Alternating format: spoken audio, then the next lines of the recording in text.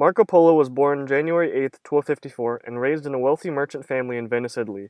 His mother died when he was very young, and his father and uncle, Niccolo and Maffeo, worked as jewel merchants traveling across Europe and Asia for much of Polo's youth. One of Niccolo and Maffeo's journeys brought them to the Mongol Empire in present-day China and its ruler, the Kublai Khan.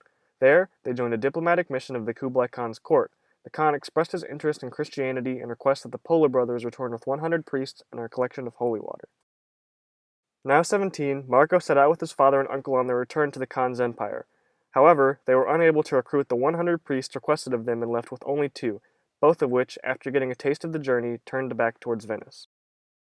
On his journey, Marco reveled the adventure despite the often harsh territory. Marco awed at the vastness of the Gobi Desert, for example. It was reported to be so long that it would take a year to go from end to end, and at the narrowest point it would take a month to cross it, and it consists of entirely mountains, sands, and valleys.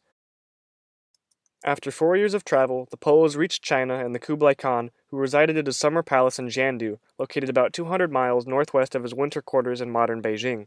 Marco recounted the palace as the greatest palace that ever was. The walls were covered with gold and silver, with a hall so large it could easily dine 6,000 people. The palace was made of marble and cane, supported by 200 silk cords. There, too, the Khan even kept a stud of 10,000 speckless white horses.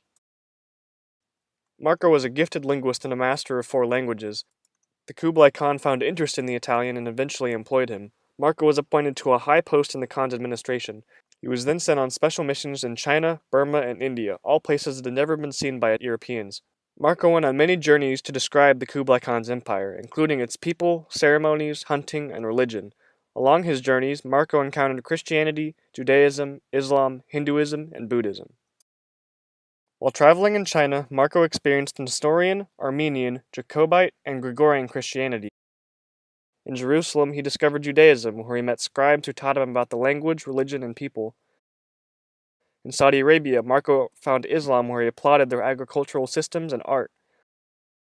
On a journey in India, Marco found Hinduism, where he ventured through monasteries, where he held audience with kings and observed monks cherished to faithful devotion. There he learned the ways of the ascetic monks, including their devotion to preserving life and veganism. While traveling in Buddhist lands, he found Buddhism, where there he found a people peaceful and devoted to pleasing the Buddha. Each of these languages left its mark on the Venetian. Join us as we attempt to journey alongside with Marco and take a deeper look as he encountered each of these religions.